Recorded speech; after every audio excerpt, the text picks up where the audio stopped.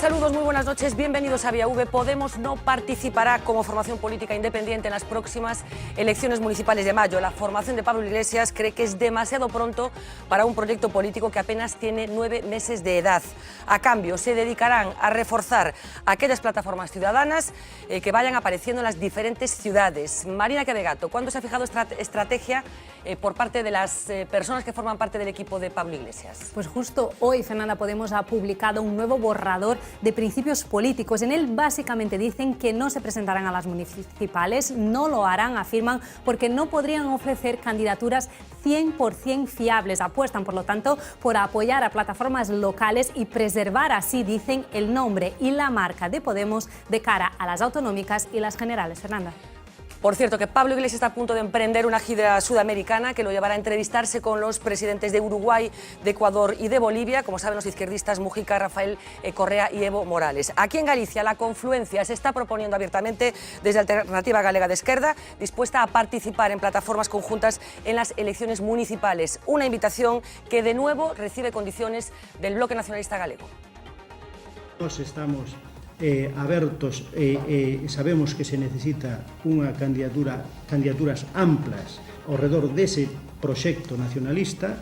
Nós estamos dispostos a acoller nese proxecto nacionalista a todos aqueles que confíen e que crean na necesidade dunha alternativa de país. Hablaremos hoy también de Cataluña, cómo no, después de esas decisiones controvertidas de Artur Mas, y hablaremos de una encuesta que parece indicar que la vocación de independencia está más fuerte que nunca. Según el Centro de Estudios de Opinión de la Generalitat, el 59% de los catalanes se declararía a favor de la independencia, el porcentaje más alto de la historia, y el 32% en contra. Destaca también el estudio que el 88% de los catalanes aceptaría el resultado de la consulta, fuera cual fuera este resultado. Es decir, que ha sido una encuesta que se acaba de hacer pública y en la que han participado 1.600 personas. A estas horas, como les decía, Artur Mas parece estar jugando al gato y al ratón. De momento no se ha publicado en el boletín oficial de la Generalitat la ley de consultas, una estrategia que le ha valido ya apelativos como de trilero desde fuerzas como UPyD. Hablaremos de los ritmos de Artur Mas y de las malas horas que está pasando un escritor catalán que escribe habitualmente en castellano. ¿De quién hablamos, Marina? Pues nada, de Javier Cercas. La polémica está relacionada con un reportaje que publica el periódico italiano L'Espresso. En él podemos leer a Cercas diciendo que cree que la independencia de Cataluña es una utopía asesina. Le han caído muchas críticas de antinacionalista, aunque él ha salido a defenderse. Afirma que el periódico manipuló sus palabras y que ya está cansado de que lo critiquen por cualquier cosa. Habla también de fotos suyas comiéndose a bebés gerundeses, pero de eso, Fernanda, hablaremos luego con más detalle. Bueno, la locura de la mañana, sin embargo, la protagonizó una mujer, Esperanza Aguirre. Vean la que se lió a las puertas del juzgado, en las que la líder conservadora fue a explicar si en el mes de mayo pasado se dio a la fuga cuando unos agentes de movilidad le recriminaron su mal comportamiento al volante. No, primero, no tenemos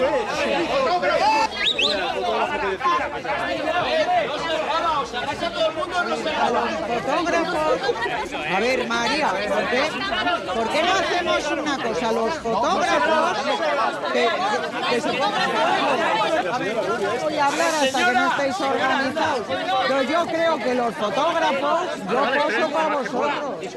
Aquí encantada de que el juez me tome declaración para explicarle todo lo que ocurrió ese día fatídico para mí.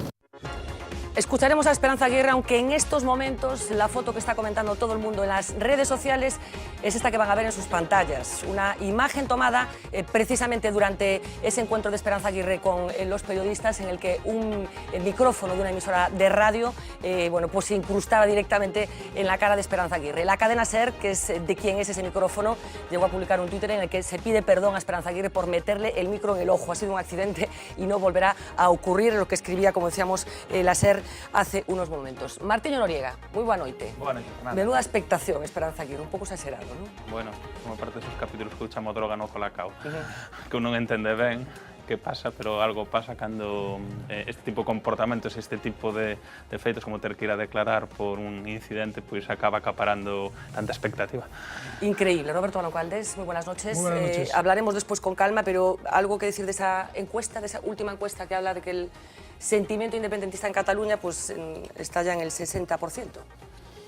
Bueno, es posible. Yo la verdad es que no creo que esas sean las cifras, ¿no? Me parece exagerado el 60%, no lo creo. Ese tipo de encuestas tienen el valor que tienen, ¿no? Acabamos de vivir el proceso de Escocia, donde había incluso alguna encuesta que daba la victoria al sí, pocas, pero todas las encuestas daban una diferencia de 1 punto, 2 puntos, y al final la diferencia ha sido de 12 puntos, de 11 puntos, ¿no? Bueno, yo creo que eso tiene el valor que tiene. Lo único que pone de relieve con toda claridad es que en Cataluña hay la campaña, diríamos, la profunda campaña, que yo entiendo que es una campaña de manipulación de la opinión pública, ha dado resultado, claro, y es evidente que en estos momentos hay una parte importante de la opinión pública de Cataluña que está a favor de la independencia, esto no cabe duda ninguna, ¿no? Pilar García Negro, moi boa noite. Fruto da manipulación da opinión pública, ese 60%? Non, cando se comentou ponderativamente, loxosamente, o espectacular resultado electoral de Podemos nas anteriores eleccións, pois eu non sentí falar de que 1.250.000 aproximadamente votantes fosen reos ou fosen susceptíveis de tamaña manipulación. Mutatis mutandis, eu aplico exactamente o mesmo a esa cantidade ou maior que participou na diada o 11 deste mes, ou ao que eu xulgo que non é un efluvio sentimental. Hai un sentimento, hai un pensamento, hai unha actitude e hai uns desexos, que son políticos, todos eles, e que son humanos, todos eles, porque non nos afiliando á esquizofrenia ou ao dualismo da personalidade, pois efectivamente todo forma parte do mesmo conxunto. Así que de ningunha maneira. Hai un proceso fundamentalmente político con moitas logo caras, poliédrico nas súas manifestacións, e políticamente e sen histeria, subliño este complemento circunstancial de modo, pois deberá ser abordado, na miña opinión, por tutti quanti. Pablo Arangüena, muy buenas noches. Muy buenas ¿Tu noches. punto de vista sobre este asunto que, como digo, después recuperaremos? Pues yo creo que, no sé si el 59%, pero en todo caso se está conformando, o se ha conformado ya, una mayoría social más o menos consistente en Cataluña a favor de la independencia. Esto es en base a emociones o en base a razones. Yo creo que fundamentalmente en base a emociones y a la exacerbación del sentimiento y de esa emoción que es muy humana, muy del cerebro reptiliano de los humanos, que es el agravio, ¿no? El agravio, el nos expolian, el nos tratan mal, etc. Y que a todo eso no se le ha contestado con razones, que es la forma de rebajar la emoción, y se ha gestionado mal este proceso a base solamente de tratar de achicharrar políticamente a los defensores de esa situación. Pero la realidad social, me temo, justamente o injustamente ajustada a razón o no ajustada a razón, como yo creo que no está ajustada a razón, y por supuesto no a derecho, está ahí, ¿no? Y es una cosa que no se puede soslayar. Don Xosé Luis Barreiro, entende esa estrategia además o que está facendo máis estes días? Porque nos chegamos este lunes pensando que o pasado venres tiña que estar convocado en teoría esa consulta. Sí, vamos a ver, eu entendo a estrategia además, pero non entendo que eso sea admisible nun estado razonablemente considerado de dereito. Mas está facendo unha cousa moi sencilla, e é querendo poñer a convocatoria das eleccións nun momento tal que permita que esa convocatoria este vixente un par de días ou 3 antes de que sea desactivada polo Tribunal Constitucional, e que, por tanto, lle dé tempo a facer dúas cousas. Unha, un pouco de campaña, como se estuveran nunha campaña institucional, e a outra, decirlle aos seus, e máis a todo o conxunto dos partidos independentistas, que el cumpleu a súa palabra, e que despois, se non a súa palabra de convocar, e que se despois finalmente non se pode convocar, a culpa sería de outros, e ele non ten nada que ver porque ele non pode estar por encima. Un pouco de trapallada todo isto, non? A ver, a min soname un pouco a xogo efectivamente de trileros, non?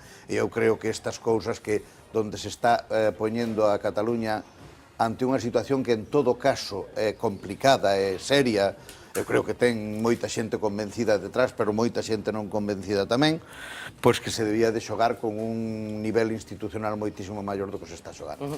Don Justo Beramendi, moi boa noite. Boa noite. Bueno, moitísimos motivos teríamos para convocar a Beramendi aquí a mesa do BAV. A última convocatoria ten que ver con un seminario que se vai organizar o vindeiro mes de outubro, el malestar de la democracia. Que lle pasa a democracia española, así para empezar?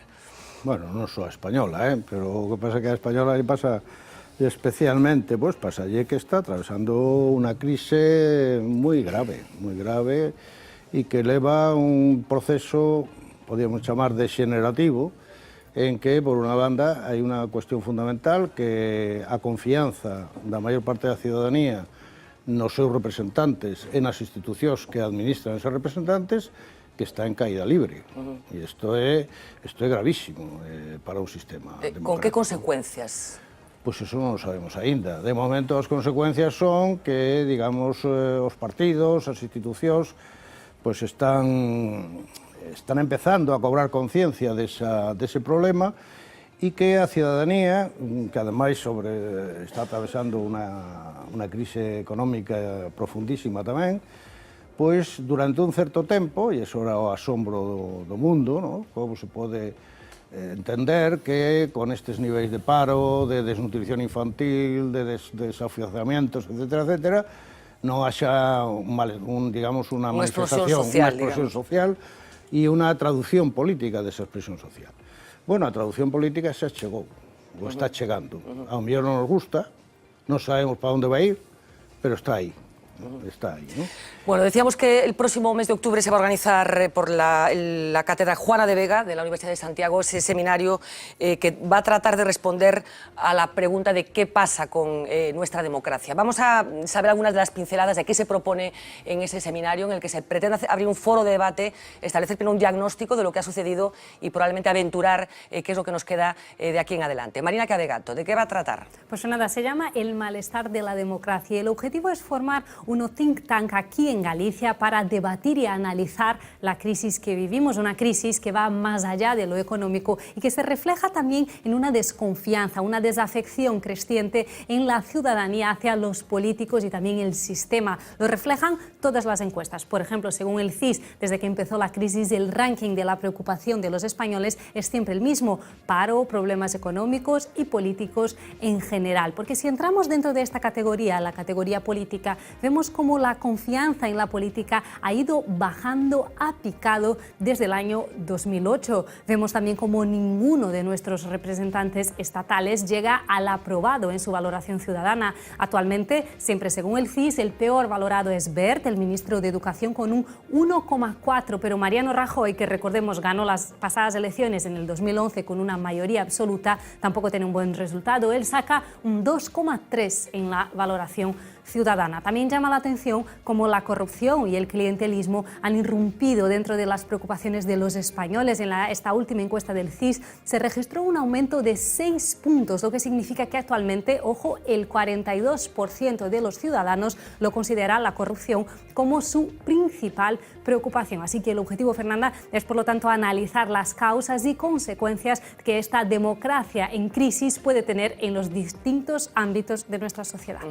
Justo esta modificación, esta muda nas percepcións e nos comportamentos electorais, polo menos dos cidadáns, é conxuntural ou abre unha nova forma de relación entre os representantes e os representados? Non é conxuntural porque as súas causas tampouco son conxunturais, é dicir, que hai unha... a corrupción non se pode chamar xa conxuntural en España, é unha corrupción sistémica, clarísimamente, non?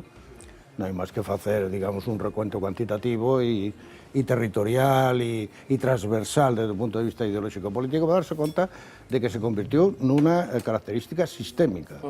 E isto a xente tardou en percibilo porque tardou en coñecelo, pero cando o coñece, cando o percibe, pois xa non o tolera, non? E isto, logo hai un déficit, o sea, hai uns problemas de representación. A xente, non toda, pero unha parte crecente da ciudadanía, síntese mal representada polos partidos políticos. E, polo tanto, falla un elemento fundamental da democracia representativa. É dicir, que a representación non funciona a satisfacción. E a eso sumamos os efectos que pode ter a crise económica e a gravísima cuestión territorial que a vimos arrastrando dende a transición, pero que nestes momentos, como está a vista, pues acada unhas cotas xa bastante preocupantes. Despreciou a clase política convencional, digamos, o que estaba acontecendo na sociedade, non foi quen de albiscar que estaban pasando cousas e que a xente de alguna forma estaba cansa de determinadas cousas? Más que despreciar, diría que estaban ao seu, non? É dicir, como non se despedían contas, o sistema non ten tampouco mecanismos de petición de contas, de rendición de contas, dos representantes diante dos representados, agás ese momento de cada 4 anos votar a un, votar a outro, pero votar aquelas opcións precociñadas que lle ofertan os partidos, que tamén quero decir que é unha maneira de influir na representación pois algo capitidisminuída, porque non está totalmente aberto. Pois todo isto chega un momento en que, claro, que hai esta crise que hai agora. Sorprendeulle o que aconteceu con Podemos e o que siga acontecendo con Podemos? Non me sorprendeu, non. A mí o que me sorprendeu é que non pasara antes. Outra cousa é o xuicio que nos pode merecer Podemos, a confianza ou desconfianza que nos podan merecer as súas ofertas programáticas, unas razonables, outras completamente, a meu xuicio, bastante delirantes, pero bueno, pero que xurdira algo que fose quen de tocar as teclas que a xente estaba esperando que se tocase e que respondese a ese toque, a mí eso non me sorprendeu nada. Pero por que eles en concreto? Porque había outros experimentos que fracasaron. Bueno, porque eles tiveron máis habilidade para detectar que era o que a xente estaba pedindo que se reivindicase, ou que se criticase, ou que se denunciase. Son populistas? Bueno, non sei, é como se lle pregunta aquí a Xosé Luis Barreiro, es cristiano? Sí. Bueno, quero decir, que isto de populismo, a que nos referimos? Supoño que a decir o que a xente quere escoitar, porque claro, populista é unha de tantas palabras que se lanzan como munición para descalificar o contrario, sin que detrás haxa unha crítica da oferta dese contrario, unha crítica seria, sistemática, do discurso de Podemos, por exemplo. O sea, que decir que hai unha etiqueta colgada que tampouco está soportada nun análisis serio. Cando se decía hai anos que eso é moi ideolóxico. Así, eso é moi ideolóxico, era decir, bueno, é que este tío é un sectario, un fanático, non sei que, non sei canto, pero eso decía por qué.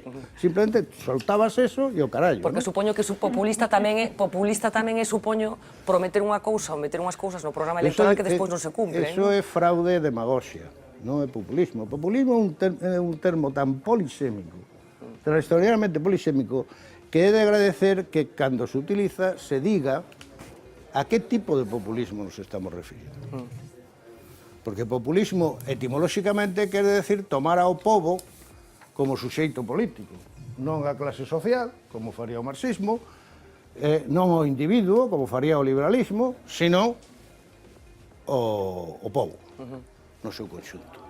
Claro, iso é algo tan xenérico, tan vago, que o mesmo pode conducir a un sitio que conducir a outro. Depende de con que se acompañe ese... En calquer caso, é un fenómeno saudable ou perigoso? O populismo ou Podemos? O fenómeno de Podemos.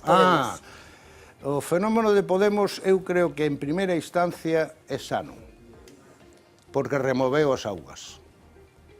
E obrigou a xente a plantexarse moitas cousas. E obrigou aos partidos, incluso a eses que les chaman da casta, a, digamos, decir, cuidado, que aquí se acabou eso de que todo monte é orégano, que ahora hai que tal, non? E, polo tanto, cambiou radicalmente, eu creo, as actitudes de todos os partidos respecto da ciudadanía. E, en ese sentido, eu creo que foi positivo. Ahora, que Podemos en si mesmo vai a ser a alternativa, a solución, eso eu neste momento non o sei. Lo digo tranquilamente. Bueno, imos falar de Podemos, imos falar... Non sei por onde van derivar, hai cousas neles que non me gustan nada, que non me gusta o cheiro, e hai cousas que si me gustan, e entón A ver que pasa. Honestamente, neste momento non o sei. Bueno, imos falar de Podemos, imos falar dese suposto populismo, pero estamos falando dun momento moi particular da historia de España, con esa crise económica, crise institucional, crise dos partidos, crise territorial tamén, con dous territorios moi concretos, que son Cataluña, dun xeito evidente, pero tamén probablemente o País Vasco, tendo en conta os resultados das últimas eleccións. E a pregunta concreta é, por que chegamos a esta situación cos nacionalismos cataláns e vascos tan fortalecidos e con nacionalismo galego na situación na que está? Ajá. Boa pregunta. Bueno, máis que crise territorial é crise nacional, porque claro, os territorios non se non rifan entre sí, rifan as persoas, os povos, as nacións, as clases, o que se queira, non? Bueno, esta pregunta é unha pregunta oceánica, non? Quero decir que a dinámica da cuestión nacional en España é bellísima e hai que ir un pouco para atrás, ou bastante para atrás, para entender o que está acontecendo neste momento. É dicir, que a transición, eu creo que tivo cosas moi boas, indiscutiblemente, como non, contribuiu nos primeiros anos, incluso nos primeiros anos da post-transición, ou nos primeiros anos dos gobernos dos socialistas, a resolver unha boa parte do que eran os problemas clásicos da España, ou das dúas Españas, non? Por exemplo, a cuestión sistémica conseguiu unha democracia representativa consolidada, ainda que imperfecta, pero non hai democracia superperfecta en ninguna parte, pero hubo nese sentido, é a primeira vez que na historia de España, desde que empieza a Revolución Liberal en 1808, pues se consigue un acordo moi mayoritario de todos os cidadáns de que o sistema político debe ser a democracia representativa e todo o que isto supón. É a primeira vez en 2 séculos, e, por tanto, isto logra a transición. É a primeira vez que se consigue que o exército deixe de ser un actor político de primeira magnitude na historia de España, e a cuestión social non se pode resolver nunca do todo, pero creo que hai un cambio cualitativo. Se comparamos, por exemplo, o que era a loita de clases nos anos 30, o que, digamos, son as tensións sociais neste momento, creo que hai unha diferencia moi notoria. E, sin embargo, o único gran problema que se quiso aliviar, que parece que momentáneamente se aliviou, pero que non se resolveu, que seguiu aí, foi a cuestión nacional. Por qué? Bueno, eso levaríanos moito tempo pero ainda que discutir. sexa unha pregunta oceánica como plantexaba, que fixeron ben para os intereses dos nacionalismos representantes políticos dese nacionalismo en Cataluña e en Euskadi que non se fixo aquí, para que a situación sexa tan distinta? Bueno, pero isto tamén ven moi de atrás. Quero decir, o nacionalismo galego, os nacionalismos non se desenvolven e se convirten en hexemónicos dentro da súa propia sociedade só porque haxa unha lingua, en fin, unhas características de unha etnicidade moi tal, sino que hai todo un conxunto de actores e de factores de tipo socioeconómico, cultural, ideolóxico, mesmo internacional ás veces, que inciden sobre esa realidade previa de carácter de especificidade étnica, e algúns deses factores contribúen a desenvolver o nacionalismo e outros contribúen a inhibilo. En ese sentido, eu creo que o galeguismo político e o nacionalismo galego despois estivo sempre moi orfo de apoios daqueles sectores sociais que tiñan poder. E até a Guerra Civil non hai nacionalismo non estatal, o nacionalismo sin Estado, que sexa quen de nacionalizar a súa sociedade suficientemente sin a contribución de actores sociais con poder. En Cataluña, nun principio, ainda que logo non foi así, foi a burguesía a partir do desastre 98, logo ese impulso que lle deu de nacionalización en clave catalana se expandeu a todas as clases sociais e logo a Lliga perdeu a hexemonía e acolleu unha forza que era a Esquerra Republicana de Cataluña de carácter populista, por certo, según algunos autores, es decir, interclasista e máis radicada nas clases medias e nas clases traballadoras, pero o impulso inicial foron eses medios. No País Vasco foi a conxunción dunha parte do clero e da bella nobleza rural, dunha parte dos jaunchos e dunha parte pequena, neste caso, da burguesía vasca. E no caso deste país, de Galicia? E no caso deste país, o nacionalismo galego até a Segunda República foi unha cuestión de grupos de clases medias.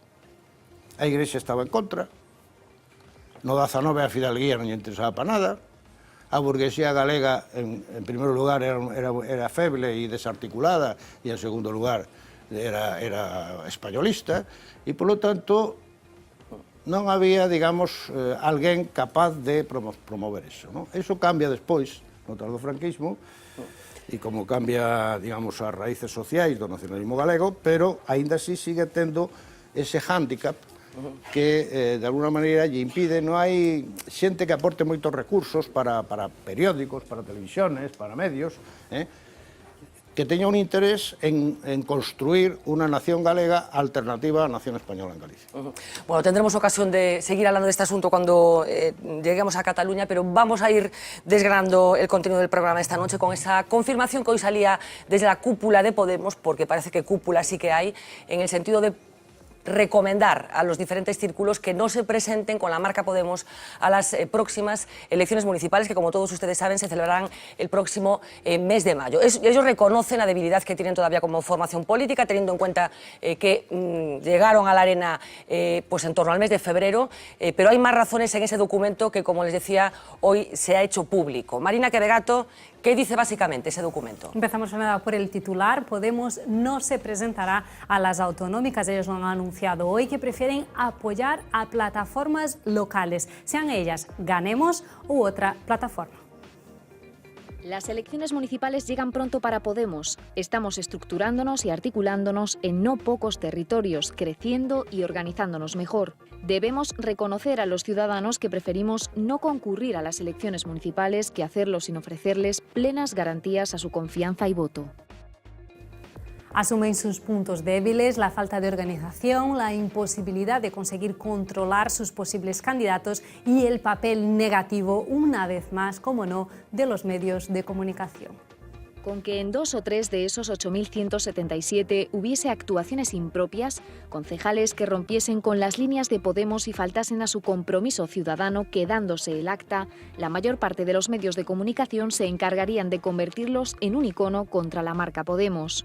No vamos a repetir los errores de los partidos de la casta, y a veces la construcción popular tiene ritmos distintos de los de las maquinarias tradicionales. Dicen que su interés nunca ha sido una sigla, sino siempre construir poder para una mayoría. Así que apuestan, dicen, por preservar, y este es el adjetivo que utilizan, la marca Podemos en las municipales y apostar por las autonómicas que se celebran dentro de poco tiempo en 13 comunidades y también, por supuesto, por las generales. Si las elecciones autonómicas son el segundo paso y más contundente en la estrategia de cambio político a favor de la ciudadanía, es porque pueden alterar de forma irreversible el mapa político del país, hacer inevitable el cambio y desembocar con la marca y herramienta Podemos al frente a las puertas de unas elecciones generales. Concluyen que este es un año decisivo para la historia de España y que en las próximas elecciones se va a decidir el rumbo que tomará el país. Así que, Fernanda, nos quedamos con ese titular. Podemos no se presentará a las municipales y no a las autonómicas, como había dicho. Bueno, pues efectivamente, esa es la recomendación que parte desde la cúpula de Podemos. Tendrán que ser los círculos los que decidan si efectivamente es así. Nosotros queríamos testar hoy cuál es la sensibilidad aquí desde Galicia, pero ya les digo que es bastante complicado conseguir información desde el punto de vista de los medios de comunicación sobre cuáles son las estrategias concretas de Podemos. Son bastante reacios a convertirse en representantes de esa marca, así que seguiremos intentando hablar con los miembros de Podemos para que nos expliquen exactamente por dónde respiran aquí en Galicia. Yo no sé, Roberto, si esta decisión de tomarse las cosas con calma es un síntoma de responsabilidad o de oportunismo, o que prefieren no dar la cara cuando creen que no están preparados para hacerlo. ¿Cómo hay que interpretarlo? Vamos a ver, yo creo que Podemos es una organización muy débil y muy fuertemente controlada desde el grupo oligárquico que la dirige, ¿no? De hecho, en teoría es lo contrario. No, en teoría es lo contrario, pero es así, absolutamente. Y de hecho hay una cosa que llama la atención. Si podemos enseñar quizá al público el documento que me enseñaste antes, hay una cosa que, la portada del documento, ¿no? Si la podemos enseñar, hay una cosa que llama profundamente la atención, insólita en cualquier otro documento de partido, y es que el documento viene firmado por no es eso, a ver si Alex puede, a ver desde la cámara... Si la podemos, si la podemos ver, si podemos acercar la cámara, los espectadores podrán comprobar, bueno, en todo caso yo se los leo, que el documento se llama Claro que Podemos, borrador de principios políticos, y no pone Podemos, pone Pablo Iglesias, Íñigo Errejón, Juan Carlos Monedero, Carolina Vescanza, Luis Alegre. Esto es una cosa insólita en cualquier organización política. Uno no se imagina un documento del Partido Socialista firmado por 5 personas, un documento del Partido Popular firmado por 5 personas, un documento del BNG firmado por 5 personas. Es decir, estas 5 personas son las que controlan la organización y las que han decidido, probablemente, más allá de toda la farfolla de asambleas, esto es un cuento chino todo, son las que han decidido que no se van a presentar a las municipales. Estas 5 personas, las que han elaborado el documento. Esto es posible que ellos digan que con una gran participación ciudadana, también lo decía Beppe Grillo, cuando nos enteramos de cuántos habían participado en el referéndum, resulta que habían participado 1.300 o 13.000, quiero decir que, desde luego, muchísimos más que los votos que tiene cualquiera de los partidos tradicionales. ¿Cuál es la razón por la que... Subrayo este hecho porque me parece muy importante, es decir, que es insólito que un partido político, un documento de un partido, lo firmen 5 personas, una cosa absolutamente llamativa. Yo creo que la razón fundamental es que Podemos, antes o después, tendrá que dar la cara. Cuando digo dar la cara, quiero decir dar la cara en su política de alianzas, porque un partido que se presenta con la expectativa, obviamente no de ganar, ellos dicen que van a ganar, pero son perfectamente conscientes de que no van a ser la primera fuerza en muchos sitios, y por tanto, si se presentasen a las municipales, tendrían que ir cerrando acuerdos para gobernar. ¿Con quién?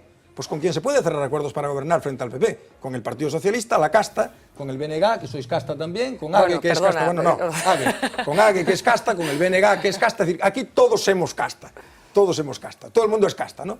Y por tanto, bueno, esto es difícil, vender el discurso de que estamos en contra de la casta, pero gobernamos y pactamos con la casta para gobernar. Además, pactamos con la casta para que gobierne la casta, porque claro, si el partido, supongamos, Madrid, te presentas a elecciones municipales en Madrid y sacas 10 concejales, y el Partido Popular no saca mayoría absoluta y entonces formas un acuerdo con Izquierda Unida y los demás y le das la alcaldía a la casta. Es difícil de explicar esto. Estamos contra la casta, pero le damos el gobierno a la casta. Por lo tanto, yo creo que ellos han preferido, han preferido ir a las autonomías que coinciden en determinadas comunidades autónomas con las comunidades autónomas, en 13, que no es poco, ¿eh? Que no es poco porque, claro, es verdad que no está Cataluña y no está Andalucía, que son 15 millones de electores, pero 15 millones de personas, pero está Madrid y está la Comunidad Valenciana. Yo creo que ellos sí se van a presentar algunos ayuntamientos. Grandes ciudades. Bueno, en el caso de Barcelona ellos ya han explicitado que concurrirían con Guayén. Y yo creo que van a ir a Madrid y van a ir a Valencia y van a ir posiblemente a algunas grandes ciudades, yo creo que sí irán, ¿no? Entonces, el problema es que antes o después esto tendrán que dar la cara y tendrán que decir qué quieren hacer. Y eso es complicado porque, y desde esa perspectiva, yo sí creo que son populistas, yo coincido absolutamente, no lo sabría decir mejor que lo ha explicado Justo Beramendi. El populismo es una cosa muy extraña, pero cuando muy polisémica y muy difusa, ¿no?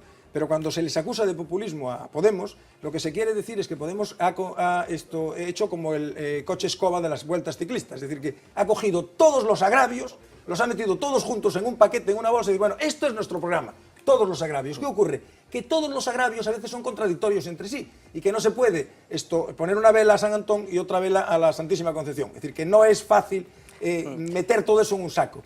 ¿Qué ocurre? Que cuando tú gobiernas tienes que tomar decisiones y cuando tomas decisiones es difícil ya mantener esa posición populista. Martillo, bueno, eles sí que falan claramente de introducirse, empotrarse, digamos, noutras plataformas políticas que están agromando dende hai un tempo, no caso deste país, esta Alternativa Galega de Esquerdas, que eu non sei se tedes contacto con Podemos, cal é a relación nestes momentos con vos, que, por certo, sodes un pouco o referente recoñecido polo propio Pablo Iglesias nesta mesa, que dixo que se o fenómeno de AGE non se tivera producido nas autonómicas, que eles non se tiveran presentado. Hai contacto con Podemos e forma parte da vosa estrategia? Bueno, introduce aí un elemento que é un pouco a homologación que facía aquí Roberto de Casta a todo o mundo, eles eu creo que fan unha diferenciación, polo menos nas afinidades ou nas relacións políticas, unha maneira de entender o momento da fanda que había de referentes políticos, que eu creo que explicou perfectamente o profesor Beramendi, que eu concordo casi con, creo que con 99% das cosas que lle escoitei, non? Eu creo que eles están en un proceso complexo, porque verdadeiramente recolleron o apoio de moitísima xente e teñen unha proxección notable, e en ese sentido eu supoño que están intentando dar pasos para axustar a súa estrategia, que é legítima, e un proceso de debate, non? Sí que isto que estamos a debatir hoxe xa se viña falando dende aí tempo, non? Da non vontade de acudir ás municipais, incluso houve algún xornalista que se atreveu a publicalo e foi crucificado porque todavía non se dera o debate, pero parece ser que será o camiño, e de acudir ás autonómicas. Bueno, é unha posición que eles van a defender no debate, que eu personalmente... Pero eles serían recibidos en Ague? Eu personalmente entendo. Eu creo que o plantexamento é outro, é dicir, Ague está se volcando no que chamamos candidaturas populares nas cidades, non? Está participando pois en... Son todas. Bueno, candidaturas populares, cidadáns, candidaturas alternativas... Todas son populares. Candidaturas alternativas... Canto máis votos sacan, máis populares son. Bueno, déxame seguir, que si non... ¿Populares como Partido Popular? Non, candidaturas populares estamos chamando... Hai unha cuestión de clase, estamos falando unha cuestión de clase, estamos a falar de cidadanía autoorganizada, estamos a falar de partidos políticos, estamos a falar, pois, é dicir, dos movimentos que está vendo en Ourense, as mareas de Vigo, a Marea Ártabra, a Marea da Coruña. Entendemos que un momento no que non chega únicamente cunha resposta partidaria, as forzas políticas de Ague sí que queren participar porque entendemos que a resposta ten que chegar dunha simbiosis de forzas partidarias e cidadanía autoorganizada, e que en estes momentos hai unha crisis de representación, é dicir, a solución, o principio e fin non están nas estruturas partidarias, e hai que xogar en ese campo. Podemos tamén xogar en ese campo. En ese sentido, hai xente dos círculos de Podemos que está participando, quero decir, que está participando nesas asambleas e nesa configuración de candidaturas, que son heteroxéneas, heterodoxas, diversas, con diferentes comenzos. Entón, nese sentido, o anuncio que les fan, bueno, eu creo que é positivo, porque pode xerar sinerxias. Aquí no país pode xerar sinerxias, tanto na Marea de Vigo como na Marea da Coruña, e pode incluso potenciar iso, porque verdadeiramente hai un vector de xente que quere un cambio, sobre todo sobre a cuestión da alternancia e co panorama que levamos vivindo aquí no país, nas cidades, con un espectáculo bastante lamentable. E pecho con unha cuestión. Contactos. A Nova ten contacto con todas as forzas que entendemos que poden configurar un espazo de ruptura en estes momentos, e evidentemente tamén con Podemos, pero tamén con forzas nacionalistas das nacións do Estado, tamén ca Esquerda Federal, porque levamos xa un ano ou 2 anos facendo o chamamento a un frente amplo, un frente popular. Bueno, pues enseguida os pregunto la opinión por este lado de la mesa, pero como le decía, es una lástima que no tengamos la oportunidad de contrastar esta propuesta que surge de la cúpula de Podemos hacia todos los círculos. Hace unos días sí contábamos con 2 representantes de Podemos aquí en la mesa de Vía V. Vamos a recordar algunas de las cosas que nos decían entonces. ¿Qué vais a hacer en las municipales? De momento non é o noso tempo, nos estamos organizándonos e ademais esas decisións evidentemente terán que responder ante a Asamblea Cidadá, que vai ser o órgano que, digamos, tome ese tipo de decisións dentro de Podemos, non? Entón, non é o noso tempo, nos de momento estamos mirándonos un poquinho para dentro, ao mesmo tempo que traballamos no local, entón, a partir do 15 de novembro, cando teñamos unha estrutura decidida democráticamente, miraremos. Pero está moita xente. Yo sé que hay prisas, pero las prisas vienen más externas que internas. Nosotros ahora estamos en una asamblea constituyente. Esa asamblea constituyente es ahora el alma de Podemos, que será donde se pongan las bases y donde la ciudadanía se pronuncie cómo quieren que sean los códigos éticos, organizativos y políticos de Podemos. No hay ninguna prisa por ahora. Bueno, una parte pequeña de la intervención. Martínez, me pedías 15 segundos. 15 segundos, que hai unha cuestión que escoitamos aquí, non? A diferenciación entre procesos autonómicos e procesos municipais, a maior importancia os procesos autonómicos, eu creo que porque son máis facilmente controlables organizativamente, pero históricamente, cambios históricos denunse nos procesos locais. A República chegou despois duns procesos locais, é dicir, e non é menor a importancia do local, sobre todo na pelexa política, respecto á importancia que les dan ao proceso autonómico, que eu non vexo máis como un proceso de control e de que aí poder controlar unhas listas ou ter maiores garantías. Non, controlar que... Porque, vamos a ver, tamén pasou no PSOE nos anos 80, un partido sin estrutura que de repente pegou un pelotazo e todos sabemos a cantidad de persoas e de cadros que entraron a participar e como desnaturalizaron o proxecto. Entón, eu tamén é lexítimo que de alguna maneira eles queran manter algún tipo de control no proxecto respecto aos principios que están defendendo. A mí me parece que quieran hacer lo mismo que el PSOE. Entonces quieren hacer lo mismo que el No, PSOE. non dixen eso. Dixen que no seu momento, nos anos 80, o PSOE, todo o mundo veu como se configurou nos cuadros no conxunto do Estado e no país e nun proceso de crecemento que eu creo que foi A ver, Xosé Luis Barreiro.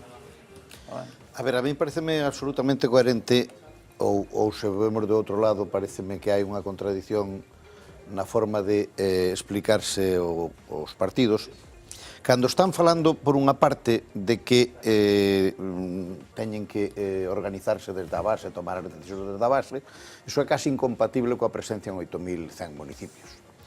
A presencia nos municipios digamos, electoral exixe case unha organización local e ademais exixe facela rápido, facela moi estruturada e exixe moito presentar persoas que teñan a representación dos órganos asamblearios aos que din referirse. Cando se fan partidos tradicionales, moitas veces os partidos tradicionales escollen xustamente as eleccións municipales para empezar. Por qué? Porque pequenas organizacións son susceptibles de dar relativamente bons resultados. Pero, en cambio, cando o que se escolle é representacións xenéricas que non teñen ningún tipo de organización e que o que proxectan é unha imaxe bastante difusa, política, sobre o conxunto, é evidente que eso pode ter algúns resultados nas eleccións xerais e incluso nas autonómicas que son de naturaleza moi similar, pero non a poderían ter na perspectiva local.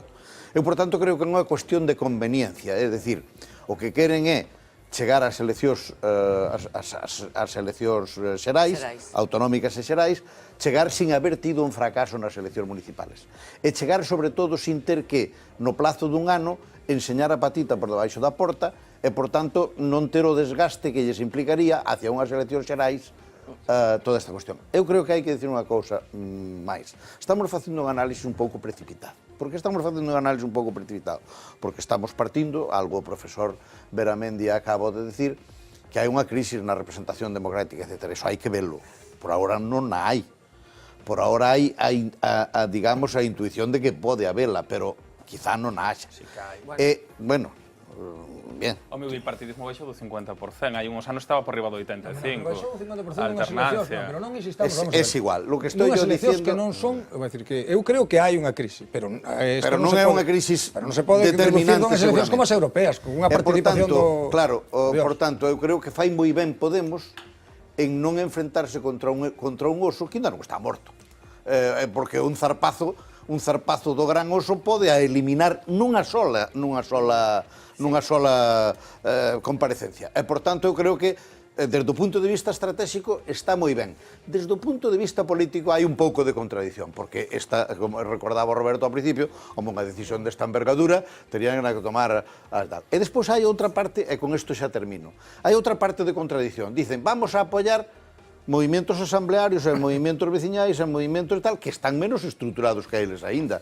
E, por tanto, cando fan o argumento de por que non van, deberían de aplicar a todo o conxunto e absterse.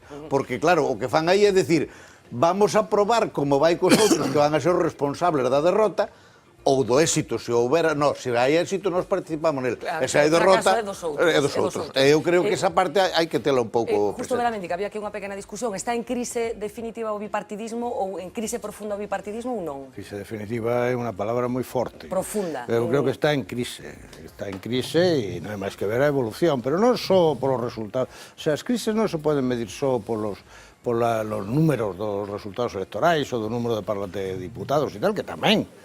A crise mídese antes de que estoupe, se que chega a estoupar, polas actitudes da xente. E iso antiguamente non se podía medir, porque non había enquisas, non había sondaxes, pero hoxe sí se sabe. E, polo tanto, a mí pareceme que sería un pouco facer o avestruz, decir, non hai crise, porque resulta que siguen aí no Parlamento tal e cual. Coño, pero es que estamos fartos de saber que a xente califica con 2, con 3, sobre 10 a todos os seus políticos, incluso aqueles que votan para gobernar. Isto non ten importancia, non ten que facer pensar. Brevemente, porque teño aquí aquela esquina sin falar. Si do que falamos é de que a estructura partidista tradicional está en un momento de crise, en un momento complicado, estamos absolutamente de acordo, pero non é o bipartidismo, é toda a estructura política partidista. Aparte que en España nunca houve bipartidismo. Nunca houve bipartidismo, é dicir, que eso afecta a Izquierda Unida, eso afecta a CIU, eso afecta ao PNV, eso afecta a todos. É dicir, os únicos que non están afectados por esa situación son os que se presentan como contrarios ao sistema, que é o caso de AGE, que é o caso de Podemos, pero todos os demais, non é un problema de bipartidismo, é dicir, ao bipartidismo é a que máis afecta porque é que máis representación ten. Izquierda Unida lógicamente, porque Izquierda Unida estaba moi feble, pero cando Podemos fai unha crítica, se cadra non nos inclúe a vos, efectivamente, eu isto dixen antes AGE, se cadra AGE non é casta. Todos os demais son casta todos. Que quero dicir? Se queda moito máis tranquilo, Martín. AGE non é casta porque están con eles, pero todos os demais son casta. O que está en crise, efectivamente, hai unha crise de todos os, perdón que te interrumpa, aquí a alternativa a casta parece que é o populismo, non sei onde mellor estar, No, yo lo tengo absolutamente claro, si hai que estar con Podemos o con la casta, yo estoy con la casta, no tengo ninguna duda. No tengo ninguna duda, si hay que estar con la casta o con el saco de todos los agravios, o estoy con la casta. A mí la casta me gusta poco, es decir, que el funcionamiento del sistema tradicional de partidos en España yo creo que tiene muchos problemas, muchísimos problemas. No solo los problemas de corrupción, los problemas de un apoderamiento partidista de las instituciones que es absolutamente escandaloso, de una oligarquía partidista que es un escándalo. Todo eso va mal desde hace mucho tiempo, no de ahora, va mal desde hace mucho tiempo. Ahora, que la alternativa a eso sea Podemos, yo dudo mucho que la alternativa a eso, para superar eso y construir algo positivo, sea Podemos. Enseguida os escucho, pero fíjense si la marca Podemos es poderosa, porque enseguida vamos a hablar con una persona que sabe mucho de estas cosas, pero lo que creo que es innegable es que Podemos es una marca que tiene un gran poder en estos momentos. A mí se me cheira moi mal que utilicen esa linguaxe. Lo de Podemos? No, o da marca. Ah, o da marca. Marketing político. Eso cheírame moi mal. ¿Pero por qué? Porque me cheira a mercachifle. A mercancía. A mercancía, a marketing. Aquí o que importa é vender. Claro, pero mellor o que hai que facer nestes momentos. Sí, pero a marca para que sirve? Quero decir que non sei si... pregunta que a mí me interesa. No, pero quero decir que non sei se nestes momentos a política pasa polo marketing, máis que pola discusión de ideas. Nunha parte claro. Sí, nunha parte pasa polo marketing. Recordad aquel non tropo, non tropo, porque entonces estamos fascinados. Aquel histórico anuncio italiano de un café que se convirtió en uno de los cafés más deseados que no existía. Sí. Hicieron una gran campaña de publicidad de un café que no existía, y todo el mundo quería comprar aquel café que no existía. Bueno, decía, enseguida os escucho, pero fíjense si es poderosa la marca Podemos, que hasta ha aparecido en un municipio conocido históricamente en la literatura electoral por ser uno de los puertos francos del Partido Popular. En estos momentos no tiene la totalidad de la corporación este partido, solamente hay una concejala que es Alternativa Galega de Esquerdas, pero históricamente ha sido un municipio en el que PP hacía pleno. Estamos hablando del concello ourensano de Beariz, en donde también les digo que ya ha aparecido también Podemos. Bienvenidos al pueblo donde todos opinan lo mismo, al menos en lo que a política se refiere, porque aquí el corazón de sus vecinos late al ritmo de un mismo partido. Pues sí, son de derechas. Yo siempre tengo el honor de votar al Partido Popular y con la peleta en la mano. Nos gusta nuestro PP, vamos con él. Aquí ten que ganar lo que ten que ganar. Ocultar los gustos políticos casi no tiene sentido. Beariz es un pueblo de Guinness. Con poco más de 1000 habitantes, el 60% superan los 65 años y la mayoría marcharon a México a hacer las Américas. Lo curioso es que desde las municipales del 87, el PP no solo saca mayoría, sino que ni siquiera tiene oposición. Bueno, pues mire, faino ben. En este pueblo hay total democracia. ¿Por qué no? ¿Porque solo existe el PP? O pueblo quiere que sea así.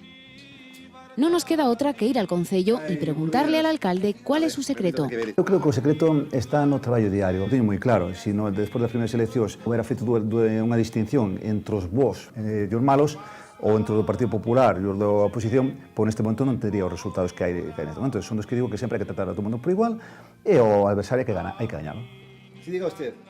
Manuel Prado López gobierna desde los 24 años. Llegó a cosechar el 98% de los votos. Ahora han bajado un poco, están en el 85%. Ponte por no lado, resulta gratificante para un. Con cifras así, es ridículo hacer campaña. La omnipresencia del Partido Popular en este pequeño ayuntamiento ourensano es tal que durante las campañas electorales ni siquiera se cuelgan los carteles con las fotos de los candidatos. Nunca puxen, aquí coñecémonos todos, non ten sentido de andar empapelando, manchando os contenedores. No quiere oír hablar de caciquismo. Ese vocabulario de caciquismo creo que está hoxe en día xa, por digo sinceramente, creo que está fora de moda. Y la pregunta es inevitable. ¿Sabe lo que votan todos sus vecinos? Prácticamente, digamos, sí. Sin embargo, algo falló en las pasadas municipales porque 65 votos le han permitido a Pilar ser la primera concejal de la oposición por Anova en la historia de la localidad. Ben por conseguir entrar e poder estar aí loitando, non, por cambiar un pouco isto, non? Pero, por outro lado, tamén sola, non? Otros, como este vecino Aurelio, nos confiesan que lo intentaron antes, pero sin mucho éxito. Eu xa fun da coalición progresista galega. Estaba na papeleta, era para ser concejal, pero fracasamos. Sempre pudo o Partido Popular. Con lo cual, vamos a la pleno. Los plenos aquí son cortos, este apenas ha durado 10 minutos y no se discute, casi nunca. A desidia que hai na poboación que acepta esas situacións e ese caciquismo está relacionado co sistema de votacións.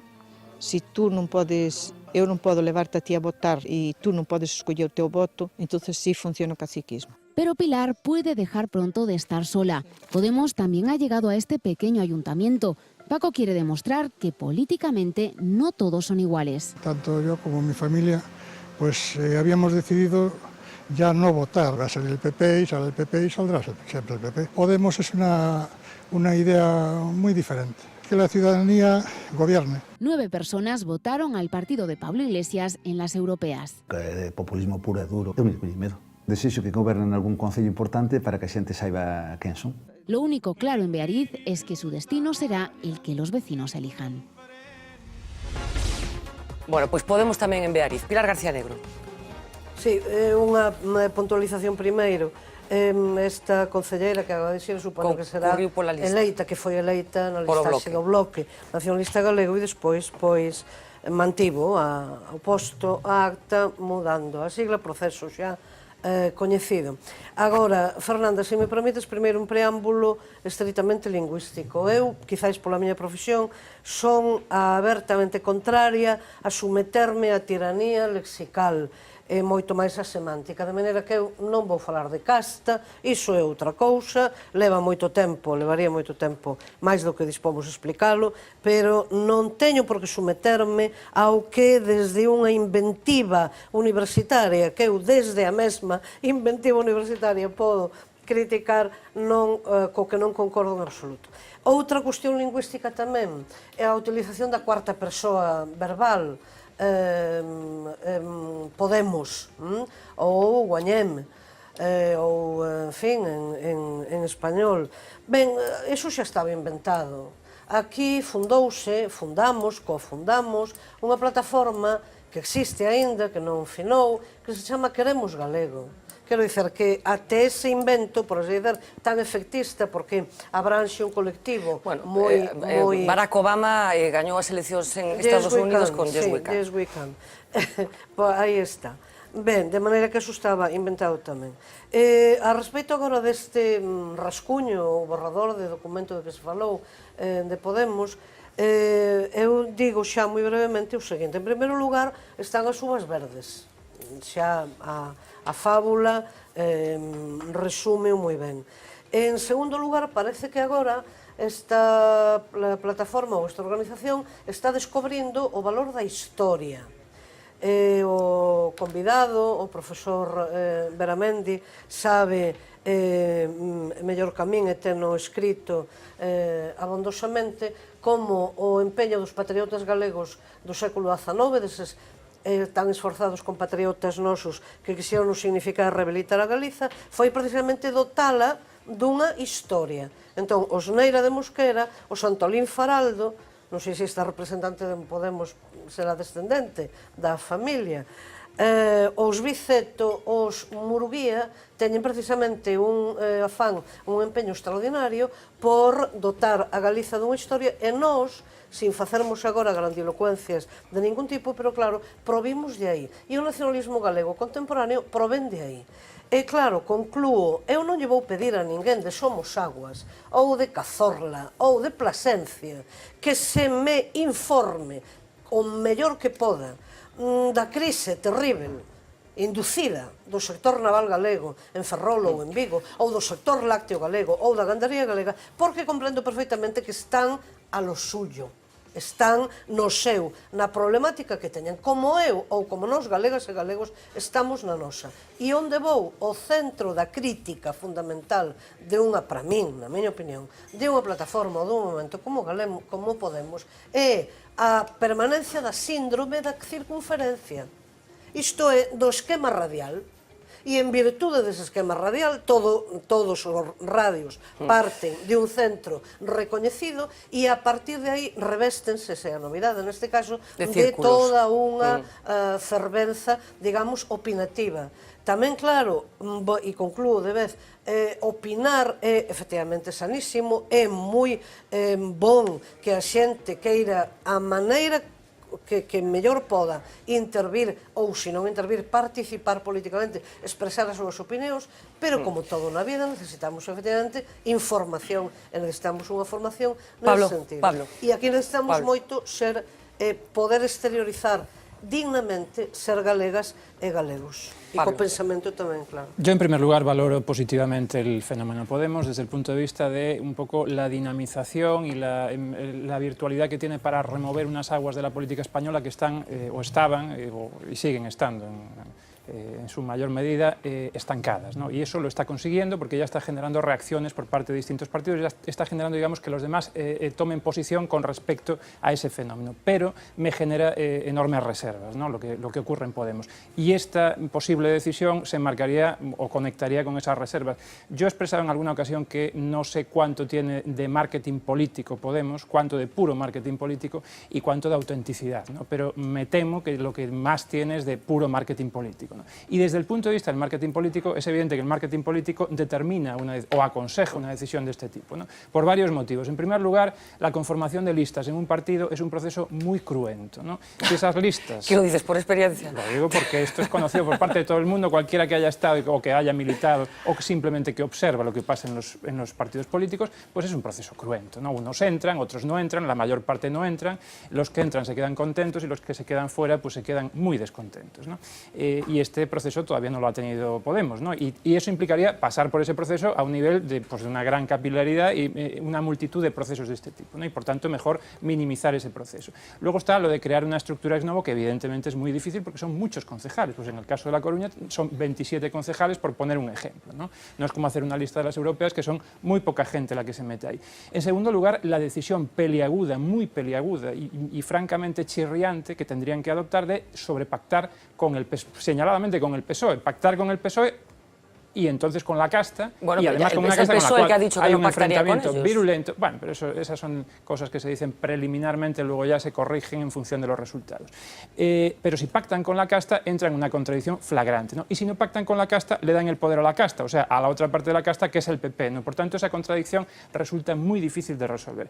Y luego está el entrar en gobiernos, que ya implica pasar de las declaraciones utópicas y de ese, vamos a llamarle demagogia, para no llamarle populismo, en los terrenos, en las zonas grises de la política, ¿no? Y en lo que decían ellos, decían, si tenemos algún problema con ellos de 8.000, pues ya nos van a atacar los medios. Por cierto, esto de los medios llama la atención porque ellos se han beneficiado fundamentalmente de los medios, ¿no? Y hay un interrogante, una cuestión fundamental, que es si sus bases no van a imponer, a pesar de lo que estamos diciendo, que es un proceso teledirigido, pero también es un proceso que se sustenta en la democracia, ¿no? Es decir, no puede un partido que pregona la democracia y una democracia bastante radical y bastante directa, de repente excluir la opinión de sus bases, ¿no? sin que esto chirríe mucho y sin que esto les haga rechinar sus cuadernos, ¿no? Déjame un momento. ¿Qué van a decir sus bases? Pues yo creo que en muchos casos van a decir que en política se está para presentar listas. Y esto a lo mejor puede determinar una solución intermedia que ya se está apuntando, ¿no? Que es en grandes ciudades o en medianas ciudades presentar listas y en la mayor parte de las agrupaciones municipales pues no presentar listas. Bueno, pues el fenómeno de Podemos, que probablemente ha venido para quedarse, hablaremos de él en el transcurso del programa, pero ahora queríamos detenernos un poco en ese concepto del marketing político que últimamente está especialmente presente. Hablamos de Podemos, pero hablamos también de ese cambio de estrategia que parece haber anidado en el Partido Socialista. Santiago Martínez, muy buenas noches. Buenas noches. Consultor político, cofundador de Elocuencia.es. Primero, ¿es Podemos un ejemplo de marketing político? Sí, claramente. Pero todos los partidos lo son también. En mayor o menor medida, todos los partidos han venido usando las herramientas del marketing político desde que prácticamente existe democracia. Cuando apareció la radio, pues se usaban músicas rítmicas que le gustaran a la gente, eslóganes. En Estados Unidos en los años 30 con el famoso I Like Ike y todo eso. Y luego la televisión cambió también un poco el panorama. Y ahora aparece un medio masivo de información que también influye en el marketing y en la sociedad en general como es Internet. Y Podemos ha sabido aprovecharse de esta nueva... ¿Qué es lo más inteligente que han hecho desde el punto de vista del marketing? Porque finalmente estamos hablando de un proyecto político que, lo hemos comentado, tiene 9 meses de vida. En 9 meses han conseguido meterse hasta la cocina. ¿En qué han sido especialmente inteligentes? Yo creo que en dos cosas. Se suele decir que Podemos es un ejemplo de uso de Internet, de viralización del mensaje, de en 4 meses lograr capilarizar su mensaje entre la sociedad.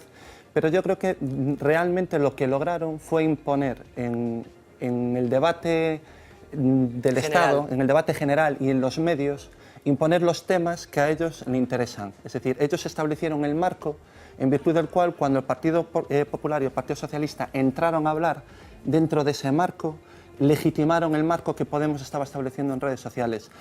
Yo me harté de ver durante la campaña gente del PP diciendo que no eran el PSOE y gente del PSOE diciendo que no eran del PP. Al final estaban bailando la cuerda que estaba estableciendo Podemos. Y eso hace que... y además es muy difícil luego detectar en las encuestas eso. Porque la gente al final instintivamente ve que quien está dominando la terminología, los temas de debate... Que está marcando la línea. Claro, y al final es una reacción muy inconsciente. Y luego el segundo factor, lo comentaba antes Pilar García Negro, el tema de las palabras, de la lingüística cognitiva. Puedes estar de acuerdo o no en el uso de la palabra casta, pero funciona. En una coyuntura donde invade la corrupción constantemente, hay recortes, esa palabra... no importa tanto la realidad, sino lo que la gente percibe. Piensa, o lo que interpreta. Y lo que perciben usando esa palabra es muy poderoso, aglutina bastante, e insisto, todos los partidos lo hicieron. El Partido Socialista pidió no entrar en la OTAN usando la palabra OTAN, y cuando un sociólogo, Jesús Ibáñez, les asesoró que para lograr cambiar la intención de voto en el referéndum era mejor usar la palabra Alianza Atlántica, en los carteles pusieron Alianza Atlántica y hoy España está en la OTAN. Hablamos del uso de la palabra, del concepto casta, pero la casta ya ha respondido, porque todo este debate que tenemos con la adjudicación del populismo a Podemos viene un poco de esa reacción de la casta, ¿no? Supongo. Sí. En cualquier caso, sí que ha provocado una reacción en cadena en el resto de los partidos políticos, empezando de una forma muy evidente por Pedro Sánchez, una persona que ha conseguido colarse de una forma brutal en las últimas horas en las casas de todo el mundo. Bueno, está esa famosa intervención en el programa Sálvame. Hablábamos nosotros el jueves pasado con la directora de este programa. Al día siguiente participó en otro formato poco convencional para recibir a políticos, que es El Hormiguero, y ayer mismo participaba en otro programa que también tuvo un excelente resultado de audiencia, en donde era entrevistado por el polémico Risto Mejide. ¿Está acertando el Partido Socialista con esta estrategia? Pues en cierto modo sí. Digamos que Pedro Sánchez aparece como nuevo líder socialista, está presionado por una estrategia del Partido Popular de polarizar el debate político entre el Partido Popular y Podemos, porque Arriola le dice que eso, y se está viendo que en cierto modo le podría beneficiar, y la presión interna del partido de que tiene que cambiar esa tendencia de que Podemos le está ganando terreno en las encuestas. Entonces, ante esa situación, tiene que usar los medios que además en marketing político y en comunicación política en otros países se ha venido realizando desde hace muchos años. La televisión no solo es información, también es entretenimiento. la gente que ve El Hormiguero o bueno, también el programa vota, de Mr. claro. Regide también vota. Y es una manera de hacer política novedosa, de un político nuevo y además asesorado por consultores. Pero ¿suma más o resta? Porque Yo creo que efectivamente hay público, efectivamente, los espectadores de Sálvame, que además es un programa con unas cuotas de audiencia brutales, votan, pero también puede provocar el efecto contrario en las personas que consideran que un político no tiene que participar en formatos de esa naturaleza. Si vemos la comunicación política y el marketing político desde un punto de vista totalmente resultadista, ha logrado su efecto. Que es que lo conozcan. Hasta el día de hoy seguimos hablando de Podemos, habéis estado hablando ahora de Podemos, y ahora gracias a esto pues ha logrado sus 5, 10, 15 minutos en el que se hable de Pedro Sánchez e indirectamente se le conozca. Yo pongo siempre el mismo ejemplo. Es que efectivamente te iba a preguntar porque tú pones un ejemplo de una botella de agua, no sé, lo cual no sé si me inquieta un poco, que estemos comparando candidatos con botellas. Bueno, pero es el marketing político, ¿no? Es decir, en la sociedad en la que vivimos hoy en día, el candidato y el partido tiene que vender una propuesta, en la más media tú tienes que salir y darte a conocer. Entonces siempre pongo el ejemplo de la botella de agua mineral. Si yo voy por el supermercado, por el pasillo de las estanterías de agua mineral, salvo que ese día tenga en la lista de la compra comprar una botella de agua mineral, no voy a reparar en todas las botellas que son transparentes. Un buen día una botella pone el plástico de color azul y me llama la atención. Me acerco y la cojo y me intereso por su contenido. El tener la botella en la mano despierta a mí el deseo de beberla. Y para beberla tengo que ir al cajero y comprarla, ¿no? Es decir, atención, interés, deseo y acción. Hay un candidato nuevo y ahora tienen que darlo a conocer, tienen que aumentar su porcentaje de Tú hablas de varias fases, en eso ¿no? está el Partido Socialista. Hablas de varias fases, digo, en toda esa estrategia que tiene que ver con Pedro Sánchez, fase de deseo y acción y una fase posterior, efecto halo. ¿De qué hablamos cuando hablas de estas cosas? Bien, bueno, esto es cuestiones de neuromarketing y de neurociencia que se están descubriendo y que la gente a la hora de votar le influye. Lamentablemente, y hay que decirlo, la mayoría de la gente se deja influir por cuestiones que no son racionales. Es decir, si vemos realmente la motivación de voto de muchísima gente, podemos observar que importa desde la manera de hablar, la vestimenta, el carisma, también el mensaje. Al final de Pedro Sánchez, ¿qué es lo que está logrando el Partido Socialista? Que se hable de él y, por lo tanto, aumentar su porcentaje de conocimiento, que tenga la oportunidad de mostrarse como un político cercano frente a otros políticos que comunican a través de un plasma, por ejemplo. Y por lo tanto, bueno, pues está... Otros políticos, en concreto, Sí, Mariano Rajoy. Bueno, Mariano Rajoy, o otros que no responden, que van a una comparecencia y no prensa remiten y no preguntas. responden preguntas. Esa es la típica visión del político a día de hoy. Y se criticaba la lejanía de la clase política. Y ahora aparece un político que, bueno, aparece en un par de medios. Deberían controlar más donde aparecen, eso sí, y gotearlo un poquito más. Pero no es un problema, Santiago, que se convierta en un mero espectáculo la política. Sí, no sí, estamos en un momento en el que necesitaríamos justamente lo contrario, hablar de ideas y que los debates tuvieran bueno, pues un tono distinto, que convertir todo en puro espectáculo. Totalmente, pero lamentablemente, insisto, es información y entretenimiento. Y para poder lograr minutos en los medios y para que tu mensaje de manera al menos indirecta llegue a la gente, tienes que hacer este tipo de ¿Le beneficia a Pedro técnicas. Sánchez ser guapo? Y si es así, bueno, el presidente del Gobierno no reúne las cualidades físicas del líder del principal partido de la oposición. ¿Hasta qué punto en estos momentos, en los que la imagen, pues por desgracia tiene el peso que tiene, a Pedro Sánchez le beneficia su aspecto físico? Y no le benefició a Kennedy y a Felipe González. Es decir, la imagen influye. Podemos hablar de un estudio de la Universidad de Princeton de 2005 en el que evidenció que el 70% de las decisiones de votos de estudiantes a los que se les daban 2 fotos y tenían que elegir a un cargo público, más del 70% coincidieron con los resultados a los diferentes estados en los Estados Unidos. Cuando tú tienes un segundo para decidir, la primera impresión importa. Me preguntabas antes por el efecto halo, ¿no? Cuando aparece alguien y tú intentas lograr que la percepción de la gente tenga connotaciones positivas sobre eso, tú luego logras que cuando ocurra algo negativo, la gente justifique lo negativo en virtud de lo positivo que ya le has presentado. Y eso ha ocurrido siempre, y bueno, ahora los estudios lo demuestran, pero ha ocurrido a lo largo de la historia. Se está americanizando la política española, americanizando me refiero a Estados Unidos. Se están bueno, pues incluyendo en comportamientos que hasta ahora eran habituales en la forma de hacer política de los estadounidenses y que aquí se despreciaba por poco profunda.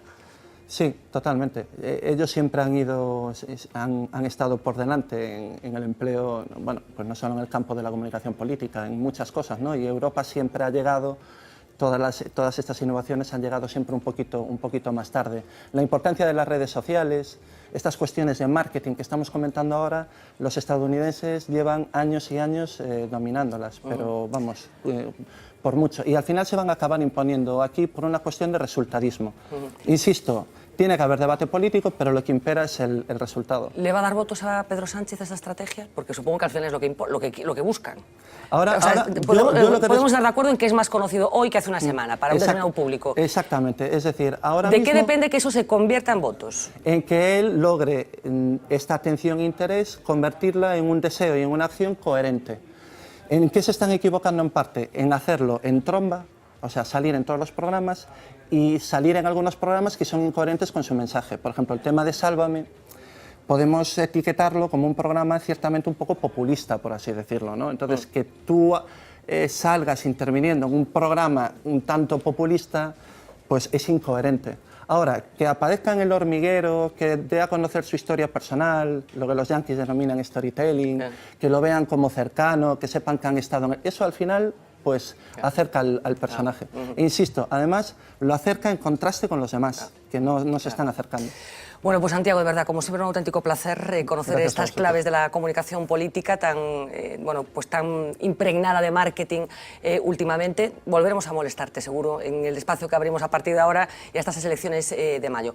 Vamos a hacer una pequeña pausa de publicidad, pero enseguida a la vuelta les vamos a presentar un vídeo muy interesante en el que vamos a tratar de dar las claves de esa especie de competición por el populismo que los demás creen que se está estableciendo entre Pedro Sánchez y Pablo Iglesias. A ver qué herramientas se están utilizando entre los dos para tratar de llegar a la más gente posible, que finalmente es lo que pretende un político. Enseguida volvemos.